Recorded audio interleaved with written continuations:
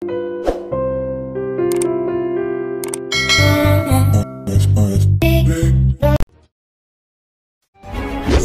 kita lanjut, jangan lupa like, subscribe, dan nyalakan loncengnya agar tidak ketinggalan info terbaru lainnya terkini.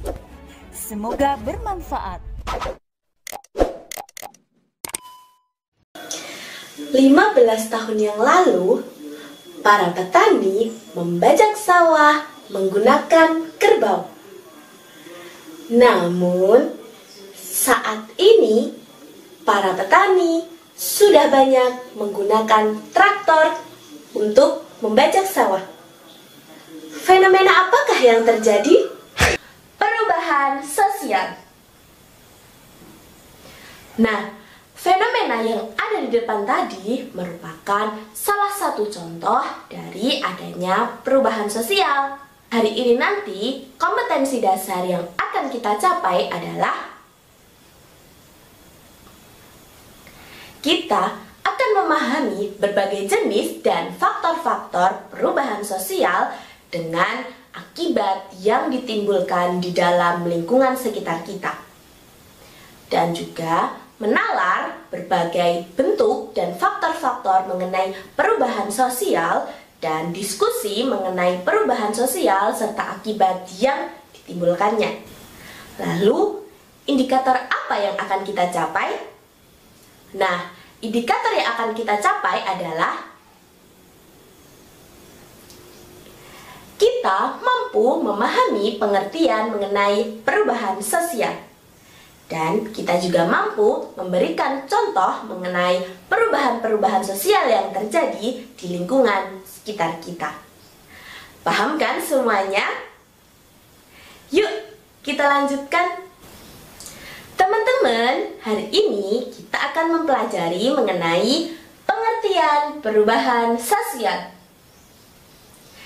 Nah, hari ini kita akan mempelajari mengenai 4 tokoh ahli yang mengemukakan pendapat mereka mengenai perubahan sosial. Yuk, langsung kita bahas bersama. Yang pertama, ada Bapak Selo Soemardjan. Beliau mengemukakan perubahan sosial adalah suatu perubahan yang terjadi pada lembaga-lembaga sosial yang ada di sekitar lingkungan kita. Contohnya apa sih? Nah, teman-teman semuanya pasti sudah mengenal adanya kurikulum KTSP. Dan juga kalian pasti mengenal adanya kurikulum 2013 atau yang biasa disebut dengan K13. Nah, ini merupakan salah satu contoh adanya perubahan sosial yang terjadi pada lembaga pendidikan. Paham kan semuanya? Mari kita lanjutkan yang kedua. Nah, untuk kali ini yang kedua ada Bapak Kingsley Davis. Nah, Bapak Kingsley Davis mengatakan bahwa perubahan sosial merupakan perubahan yang terjadi pada struktur dan fungsi yang ada di lingkungan kita. Ketika kita berbicara mengenai struktur, maka yang akan terlintas pada benak kita adalah sebuah susunan.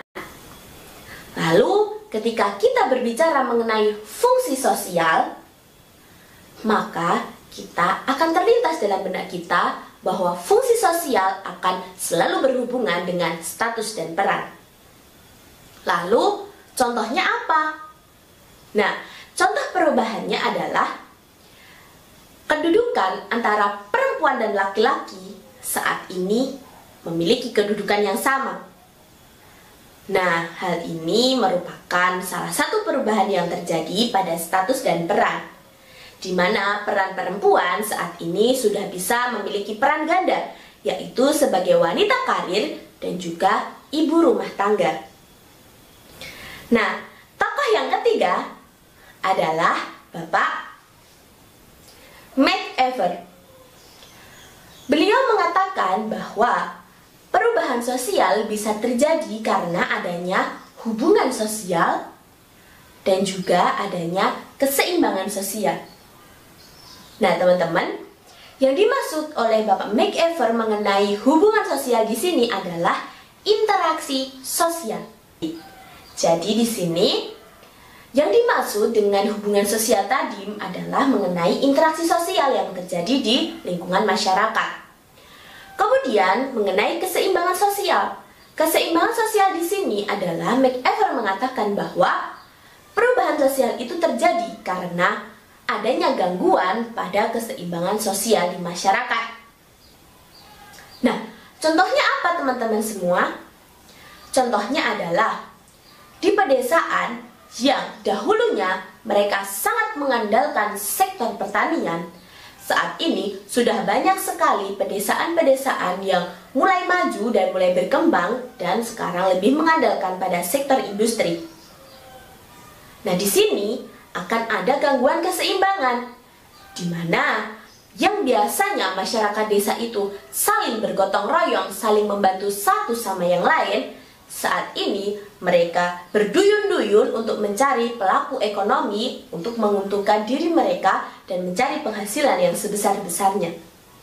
Nah, keduanya ini adanya gangguan, adanya konflik sehingga terjadi suatu gangguan dalam keseimbangan yang ada di dalam masyarakat. Hal inilah yang dapat memicu adanya perubahan sosial.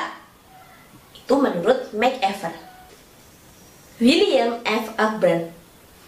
Di sini beliau mengatakan bahwa perubahan sosial terjadi karena adanya perubahan pada kebudayaan material yang berdampak pada perubahan kebudayaan imaterial.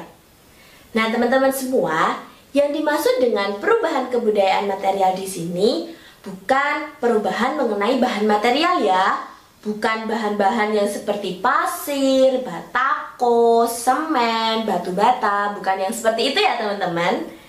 Nah, yang dimaksud dengan perubahan kebudayaan material di sini adalah perubahan kebudayaan yang berwujud, di mana kebudayaan ini akan berdampak kepada kebudayaan imaterialnya, yaitu kebudayaan yang tidak berwujudnya. Lalu, contohnya apa teman-teman semua? Untuk contohnya adalah adanya perubahan teknologi. Teman-teman semuanya di sini pasti sudah menggunakan dan merasakan adanya perubahan dan pertumbuhan dan serta perkembangan yang ada dalam kecanggihan teknologi. Di sini, dengan adanya perubahan tersebut, maka akan berdampak kepada pola pikir kita, akan berdampak kepada pola pikir masyarakat. Nah teman-teman, pola pikir masyarakat, pola pikir kita itu adalah sesuatu hal yang tidak berwujud.